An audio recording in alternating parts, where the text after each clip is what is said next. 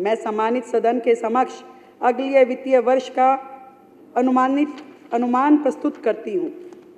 मुझे फिर से ये घोषित करते हुए अत्यंत प्रसन्नता हो रही है कि इस वर्ष प्रस्तावित बजट अनुमान बढ़कर 1 लाख करोड़ रुपए का हुआ है और ये वृद्धि माननीय प्रधानमंत्री नरेंद्र मोदी जी के विजन के साथ उनके नेतृत्व में ही संभव हो पाई है।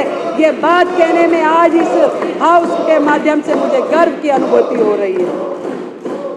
वर्ष 2025-26 के प्रस्तावित 1 लाख करोड़ रुपए के बजट की वित्तीय आपूर्ति 68,700 करोड़ रुपए के टैक्स रेवेन्यू से। आप ये मत सोचिए ये पूरा टैक्स रेवेन्यू एक बहुत बड़ा हिस्सा जिसे हम खुद जनरेट करेंगे।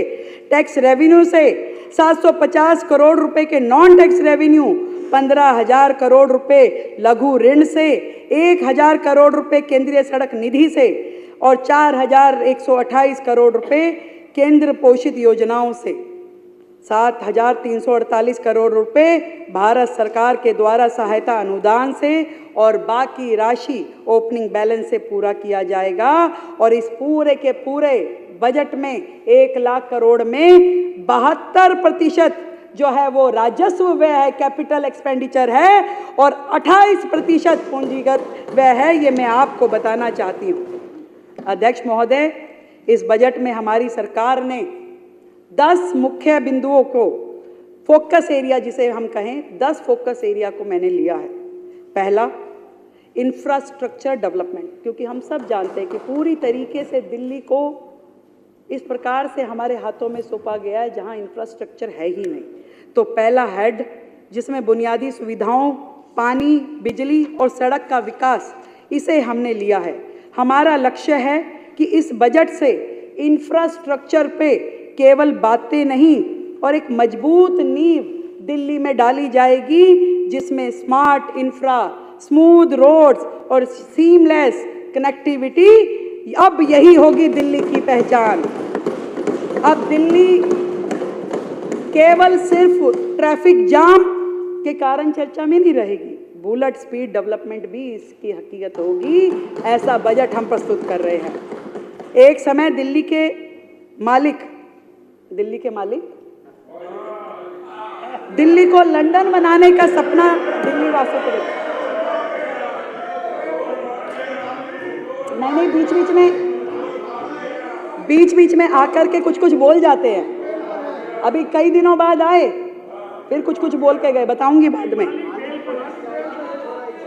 दिल्ली को लंदन बनाने का सपना दिल्ली वासियों को उन्होंने बेचा, लेकिन टूटी सड़कें, ट्रैफिक जाम, इनकम्प्लीट प्रोजेक्ट ने इस महानगर को एक अराजक राजधानी बना दिया।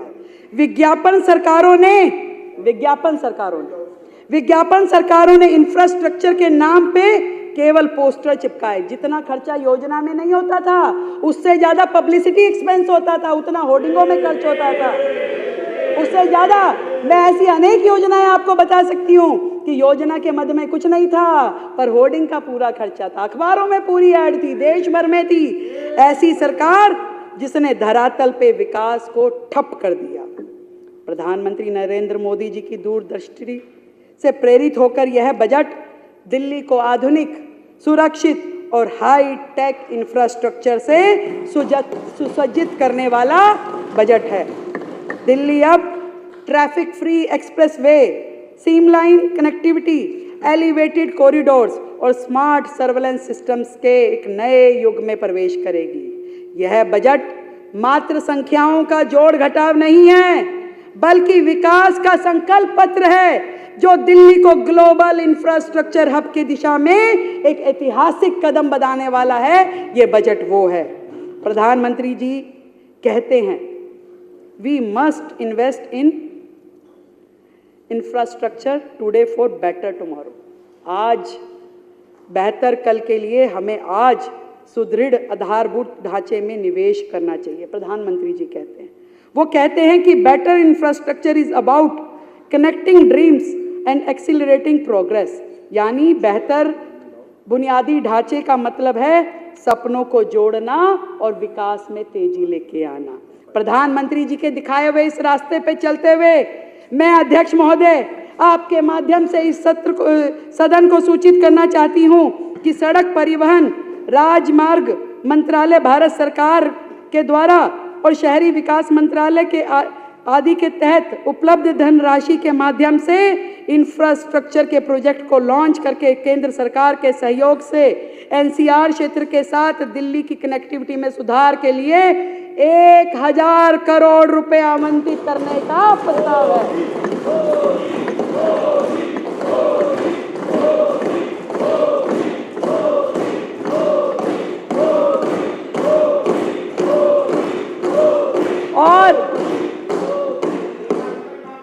और सुरक्षा आवश्यकताओं को ध्यान में रखते हुए विशेष रूप से महिलाओं के लिए 50,000 अतिरिक्त कमरे लगाने का भी प्रस्ताव किया गया है।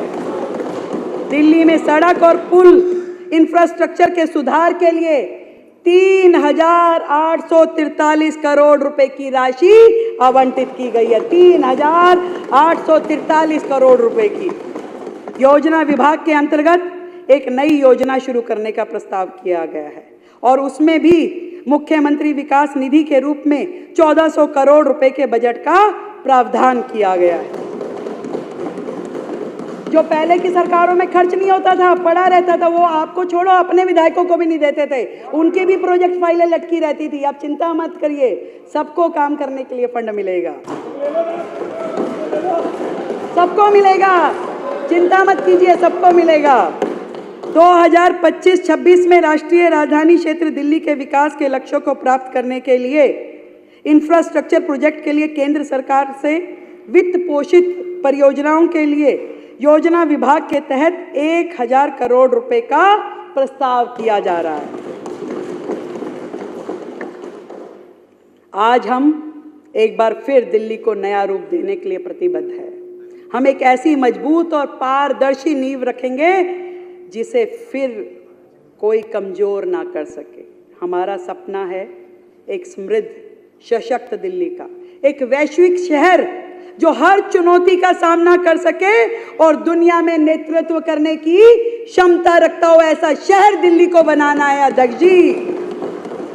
देश की राजधानी होने के बावजूद दिल्ली का बहुत बड़ा हिस्सा आज भी झुग्गी झोपड़ी और जे कॉलोनियों में रहता है।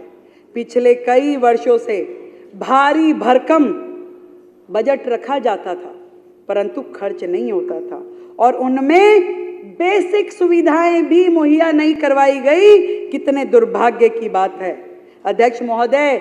भारत रत्न आचार्य विनोबा भावे जी ने कहा कि वास्तविक उन्नति तभी हो सकती है जब उसका लाभ सभी को प्राप्त हो, ना कि कुछ लोगों तक सीमित हो। सभी को प्राप्त होना चाहिए, तभी रियल डेवलपमेंट किसी राज्य की संभव है। और इसलिए झुग्गी झोपड़ी और जे कॉलोनियों में बुनियादी सुविधाएं मुहैया करवाने के लिए सरकार की ये सबसे बड़ी प्राथमिकता है। हम झुग्गी झोपड़ी और जे कॉलोनियों के विकास के लिए ड्यूसिप को 696 करोड़ रुपए आवंटित करने जा रहे हैं।